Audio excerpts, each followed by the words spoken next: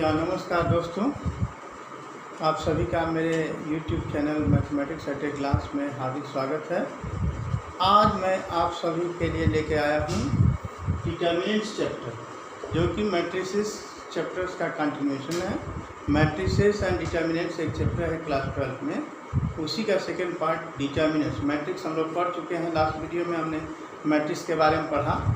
अभी हम डिटर्मिनेंट्स के बारे में पढ़ेंगे और यहाँ पर हम ये जानेंगे कि all matrices do not have the determinant, यानी डिटर्मिनेंट जो है मैट्रिक्स से ही रिलेटेड है, लेकिन डिटर्मिनेंट्स केवल स्क्वायर मैट्रिक्स का ही पॉसिबल होता है। बाकी रेक्टेंगुलर मैट्रिक्स अगर है तो उसका डिटर्मिनेंट पॉसिबल नहीं है।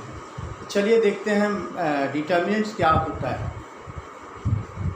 चलिए एक पार्टिकुलर मैट्रिक्स लेते हैं, जैसे स्क्वायर मैट्रिक्स हो गया। A is a matrix of order 2 जिसका एलिमेंट है A11, A12, A21 और A22।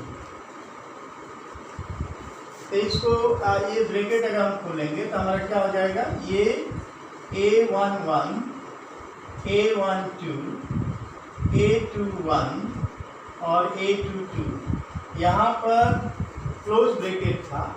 अभी हम इसको ओपन कर दिए।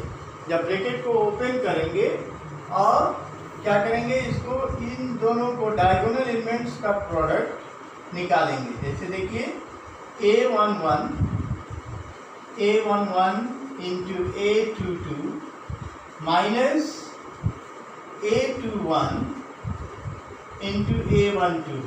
ध्यान रखिएगा कि यहाँ पर हमेशा माइनस का साइन रहेगा, यानी लेफ्ट से स्टार्ट करेंगे, top most part left and right one down part. तो A11 माने इस एलिमेंट से इसको मल्टीप्लाई करेंगे और इस एलिमेंट से इसको मल्टीप्लाई करेंगे और दोनों को माइनस कर देंगे, यानी A11 into A22 minus A21 into A12। ये वैल्यू आपका डिटर्मिनेंट कहलाता है, डिटर्मिनेंट A कहलाता है। इसको हम क्या लिख सकते हैं, ये हमारा हो गया डिटर्मिनेंट A। इसमें क्या है कि 4 एलिमेंट्स हैं, फर्स्ट और लास्ट को मल्टीप्लाई करेंगे और इन दोनों को मल्टीप्लाई करके और सब्सट्रैक्ट कर देंगे, तो जो भी वैल्यू आएगा वो डिटर्मिनेंट की वैल्यू होगी। इसको हम क्या बोलते हैं, डिटर्मिनेंट ऑफ A, और इसको हम इस रूप में भी डिनोट कर सकते हैं, and not modulus of A, modulus of A। ये जो है ये आपका मॉडुलस नहीं है, ये क्या है, बल्कि ये हमारा क्या है, इसको हम क्या बोलेंगे, डिटर्मिनेंट ऑफ A। जबकि हम कॉम्प्लेक्स नंबर में जैसे एक पार्टिकुलर एलिमेंट था, जैसे A है, और ये दोनों वर्टिकल लाइन के बीच में हमने लिखा था, इसको क्या बोलते थे, हम इसको बोलते थे एब्सोल्यूट वैल्यू,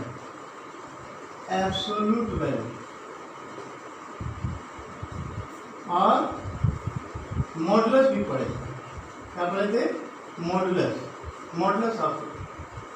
लेकिन ये जो है आपका मॉडुलस नहीं है, इसको यहाँ पर हम इसको डिटर्मिनेंट कंसीडर करेंगे।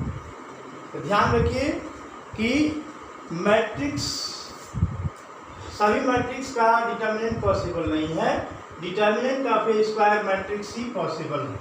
ये ध्यान देने जोगी बात। जैसे मान लीजिए determinant of square matrix of order 1, कैसे निकालेंगे वैल्यू, डिटर्मिनेंट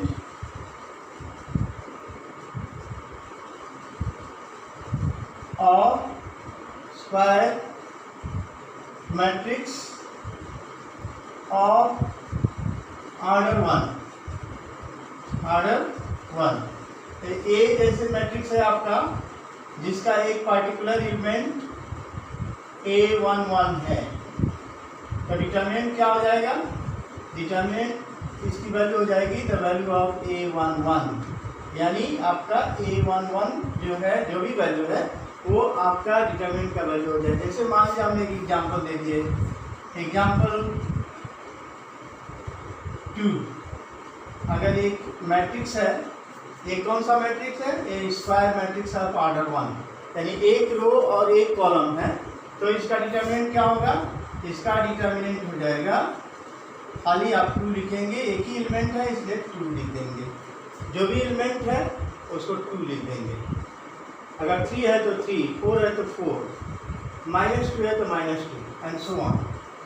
ऑर्डर 2 में क्या करेंगे? ऑर्डर 2 जैसे A11, A12, A21 और A22, इसको ओपन करते हैं तो क्या होता है? A11, A12, A21, A22, ये आपका डिटर्मिनेंट होगा। अब इसको एक्सपेंड करेंगे तो कैसे एक्सपेंड करेंगे?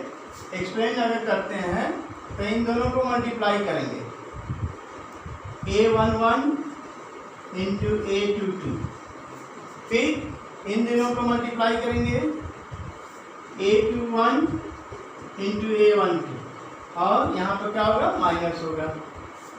जैसे मान लीजिए एग्जाम्पल लेते हैं इसका, फॉर एग्जाम्पल अगर A is a matrix of 1 2 2 1 अगर है तो इसका डिटर्मिनेंट कैसे निकालेंगे?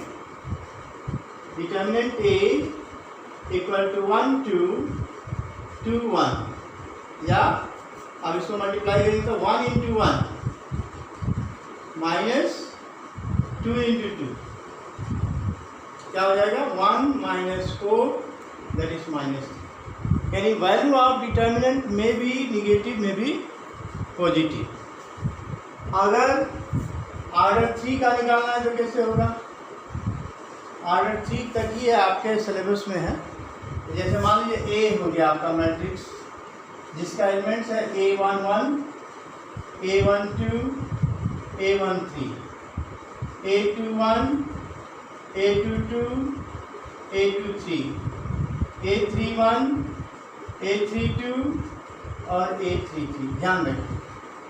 अब इसमें क्या करना है कि अगर हम ब्रैकेट ओपन करते हैं तो हमारा डिटरमिनेंट हो जाएगा same elements without bracket.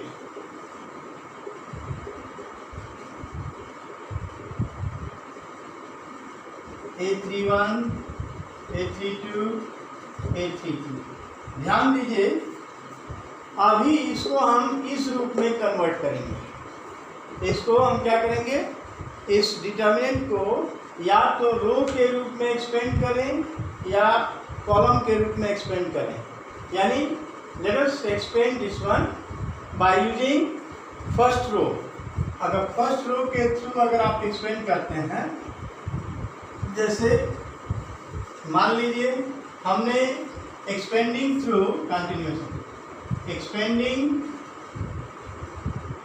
Through R1, आप किसी के भी थ्रू एक्सपेंड कर सकते हैं। R1 मतलब क्या होता है? फर्स्ट रो, यानी हम इसके थ्रू एक्सपेंड कर रहे हैं।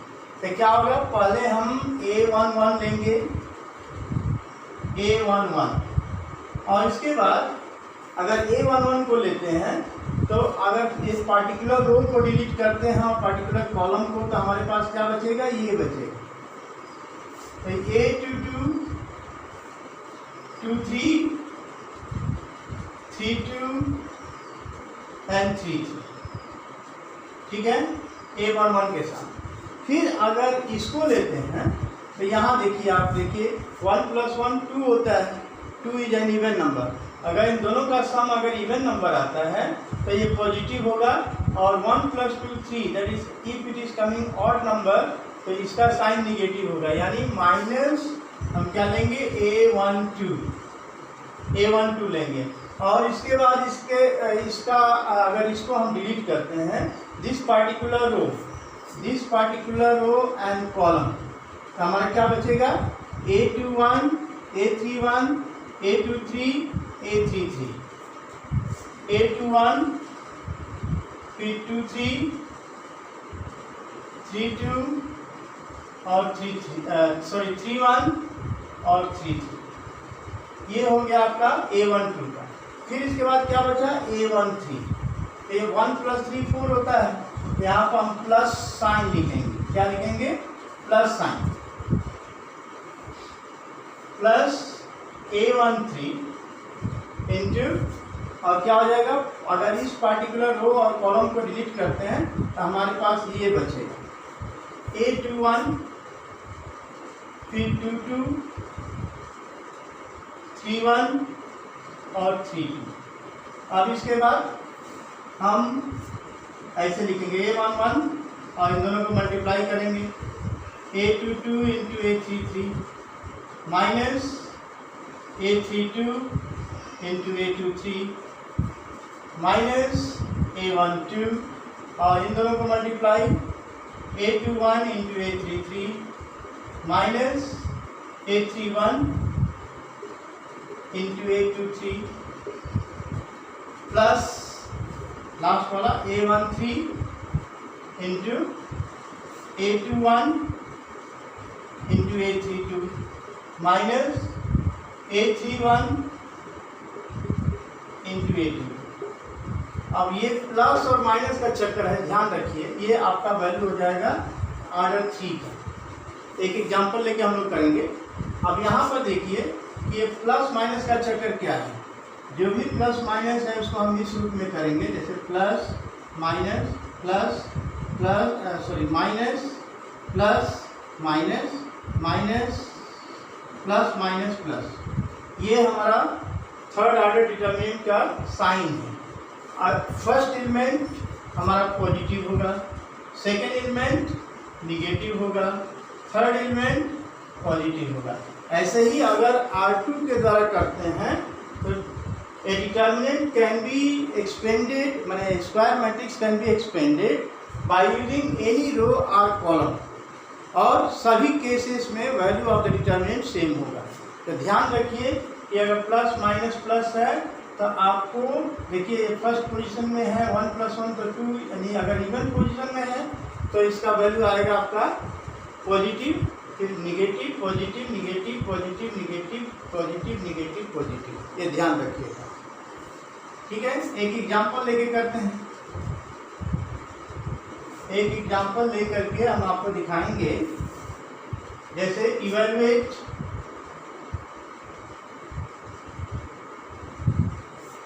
मान लीजिए evaluate determinant of matrix A, whose elements are 3 2 1 1 2 3 1 2 3। अगर ऐसे है तो क्या होगा,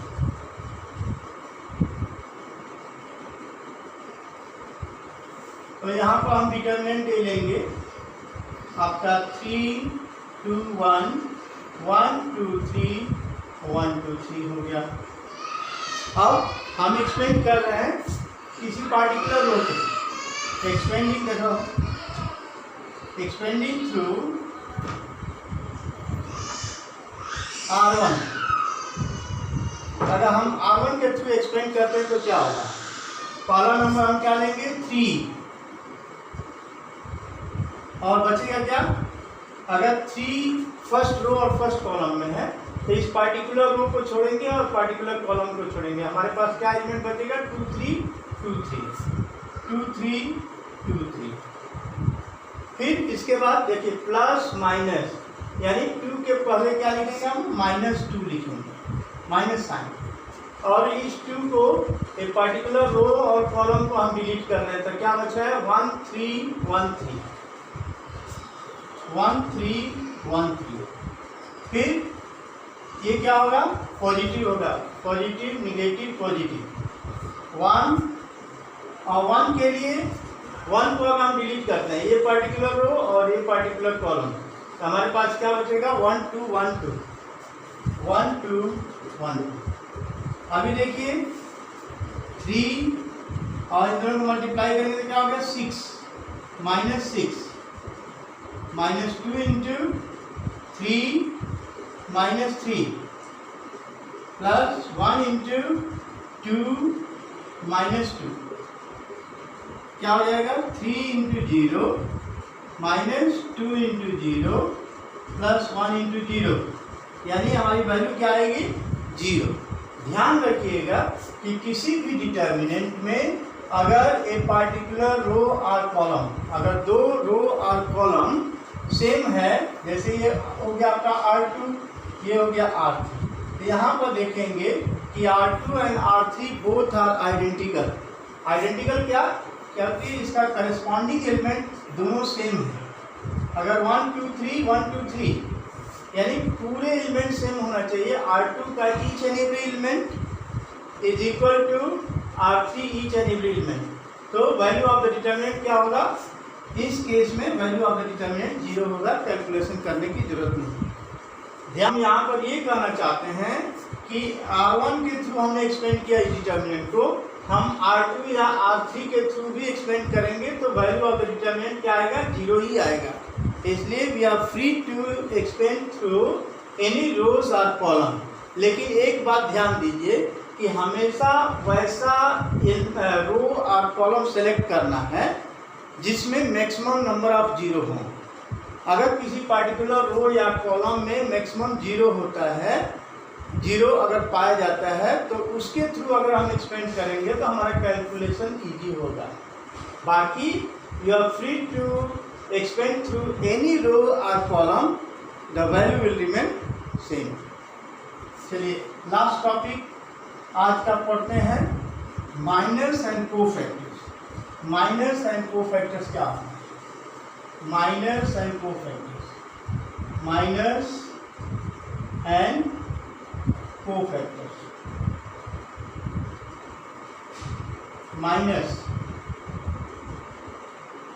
माइनर्स क्या होता है, जैसे अगर हम एक पार्टिकुलर एग्जांपल लेते हैं, जैसे A is the determinant whose elements are 2 3 5 5 3 1 1 2 3, ठीक है। तो अगर इसका मतलब डिटरमिनेंट आपका हो गया 2 3 5 5 3 1 1 2 3।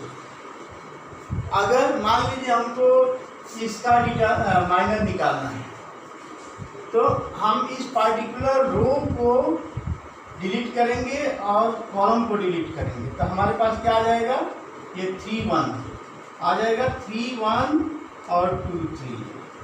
ये एक स्क्वायर डिटरमिनेंट हो गया। इसको हम क्या बोलेंगे, M11। M11 मतलब minor of the element 2 which exist in first row and first column. ऐसे ही Mij is the value of determinant which is obtained by deleting ith row and jth column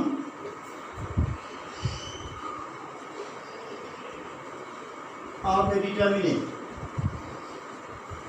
यानी अगर ith रो या jth column को अगर हम delete करके और जो भी डिटरमिनेंट मिलता है उसकी वैल्यू हम को माइनर बोला जाता है। जैसे 3 × 3 9 और 2 × 1 2, तो 9 - 2 क्या आ जाएगा, 7। ऐसे ही अगर मान लीजिए हमको M23 निकालना, M23 मतलब minor of that particular element which exist in second row. Second row कहाँ है, सेकेंड रो ये है, और थर्ड कॉलम ये है, थर्ड कॉलम। तो इसको डिलीट करेंगे और इसको डिलीट करेंगे तो बचेगा क्या हमारे पास बचेगा 2 3 1 2 2 3 1 2। इसको मल्टीप्लाई कीजिए, 2 × 2 4 माइनस 1 × 3 3, सो 4 - 3 दैट इज 1। ये आपका हो गया माइनर।